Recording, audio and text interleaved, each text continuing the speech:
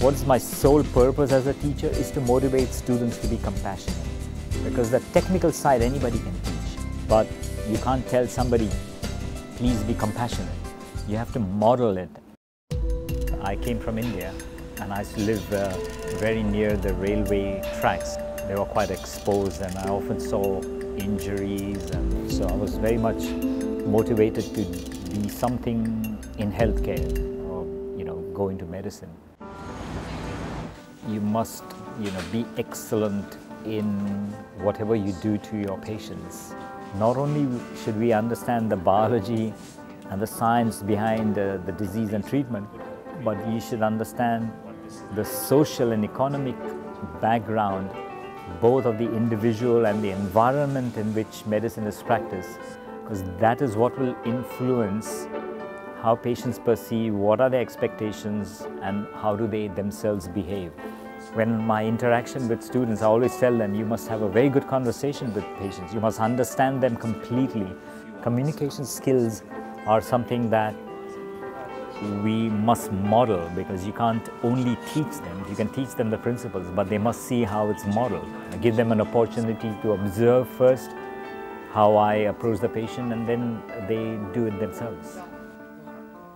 And most patients come in and once they see him, they're very, very happy. It is like seeing an old friend. It's a trust.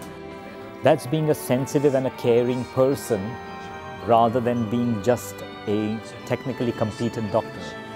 And I think this is what I'm trying to model, that is important to be a caring person, whether you're a doctor or a nurse, and I think that's a very good model to set up. You must be compassionate and caring, and I think is a very important philosophy in the practice of the art of medicine, or the art of healing, if you want to call it. The time available for imparting knowledge one-to-one is greatly reduced. So we thought that before students came to our clinical sessions, maybe we should give them some resources so that they could train and practice. And he also has an OLC learning platform. He has a website set up, and it's got all these videos and tutorials and takes you step by step through different learning modules. And I found that very helpful. In the background there was Professor KUMTA's voice as well.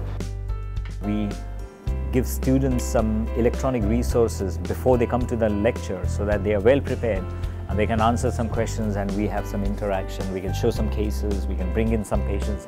So that concept of pre-engagement is called flipping the classroom. It's very successful, and we have been doing that for a couple of years now. When I'm paddling, I'm thinking a lot.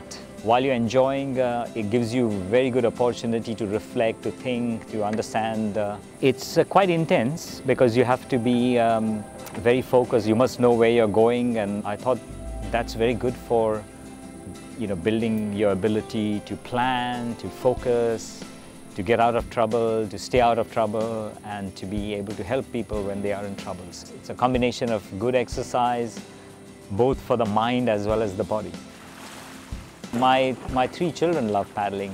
You have to show them what is the standard that is expected. If you want to reach a particular island, for example, you must have the stamina, and you must have the right boat and the right equipment, the right technique to be able to paddle there. Very much like teaching a profession. If you want to get to a certain level, you must have the right training, the right practice, develop the skills so that you can reach. And that's exactly what happened in the case of paddling with my children. As I do expect my children will be better paddlers than I am. In fact, they are. And I think I also expect some of my students will be better surgeons than we are.